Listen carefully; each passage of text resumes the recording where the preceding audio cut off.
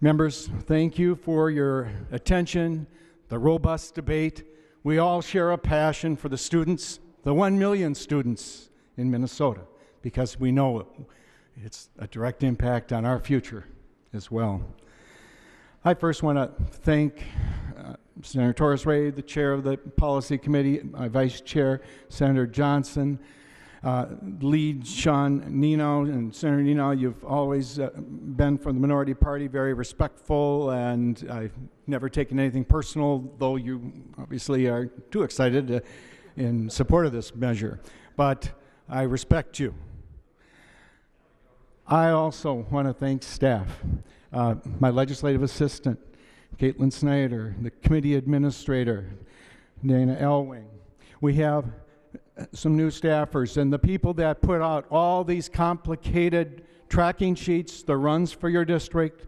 That would be Jeremy Wilms and Bjorn Arneson, the fiscal analyst, the research analyst, Eric Nauman, he's involved in everything as well. Anne Marie Butler, the legal counsel for 17 years, is involved in the drafting. And there's a few people that you may not know, but they work long, long hours in drafting our amendments. Renee Rose, Diane Vogel Gassang, and Sandy Yanez Larson. And the page in our committee, Mike Laurent, who runs around and doing things and at our request for paper and for more information. And interns for the committee as well, Marissa Bansfeld, Phil Childs. And it's important to me when we mention interns. 40 years ago, I was the intern for the Senate Education Committee and a student at Hamlin, and I said, I wouldn't mind coming back here someday, and it's such an honor just to be a part of this institution.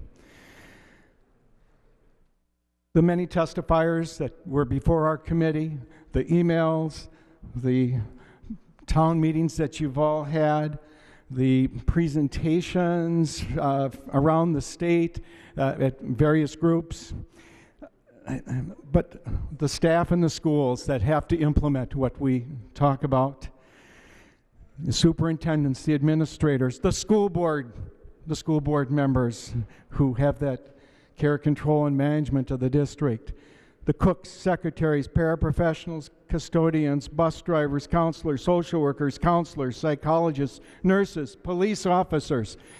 This often, the school district will be the major employer in the community, and you know that.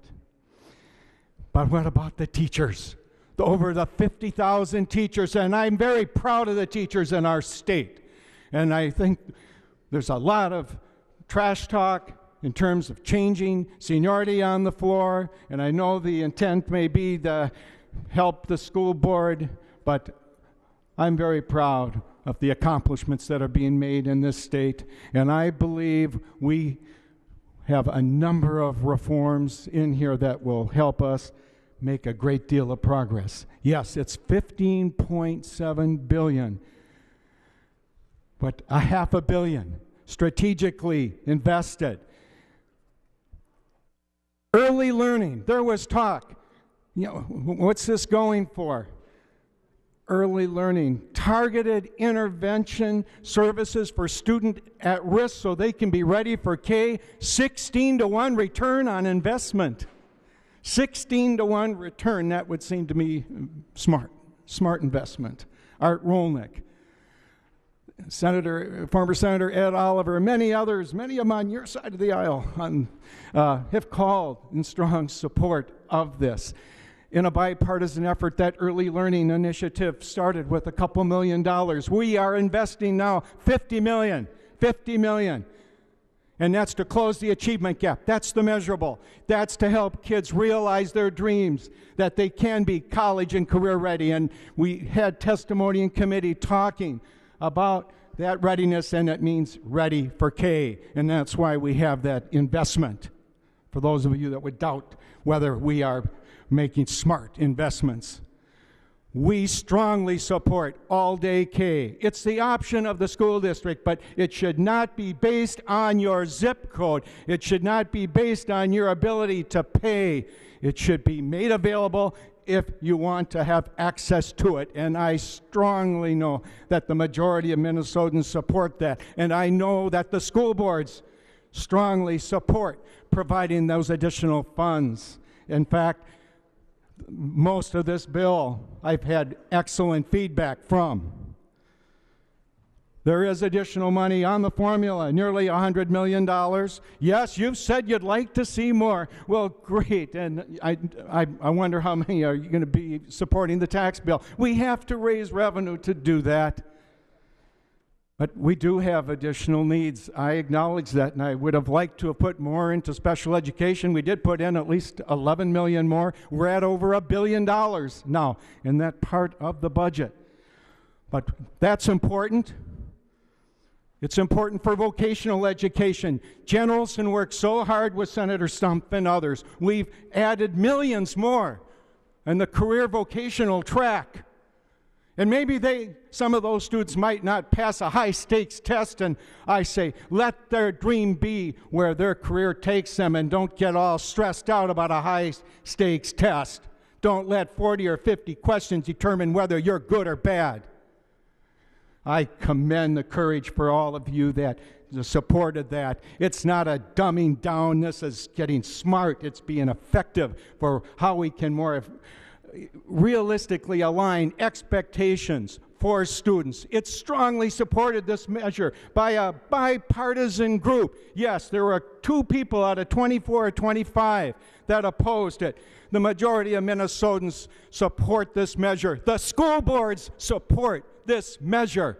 Did you hear that? The school boards, they asked for this measure, and several other organizations. They didn't say it was dumbed down, and I submit it's demeaning to say the diploma is not worth anything. And you are wrong when you say we have abandoned standards. We have not eliminated academic standards. We have said high-stakes testing, all or none. We're going to get rid of that part on the all-state. You're not going to have to worry as to whether you can graduate. We're going to more effectively measure that progress early on and reform testing. That is reform, and it is meaningful, and it will help more students. Safer schools, the integration levy, the aid reforms, and thank you, Senator Nenow, for acknowledging that, and we're going to have measurable results in the tracking of that. And we have some bipartisanship there, and we appreciate that. We also have $150 million in property tax reduction. $150 million. Yes, there is a new levy, but the net, though, is $150 million in reduction in property tax relief. And the Gen Ed levy is strongly supported by many in reform groups, and I urge you to support that. Every student matters, no matter where they live. We have a program that's going to help all children in Minnesota. We will guide with better testing, with early intervention, starting with early learning programs, all-day kindergarten for those that want it, and this is research evidence-based as to the effectiveness.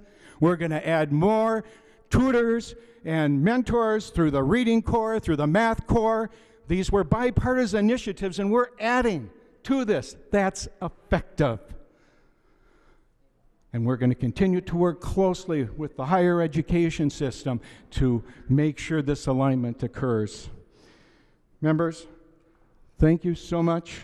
I urge you to vote green, vote for progress, vote for better alignment of our resources to better prepare students for career in college. Thank you.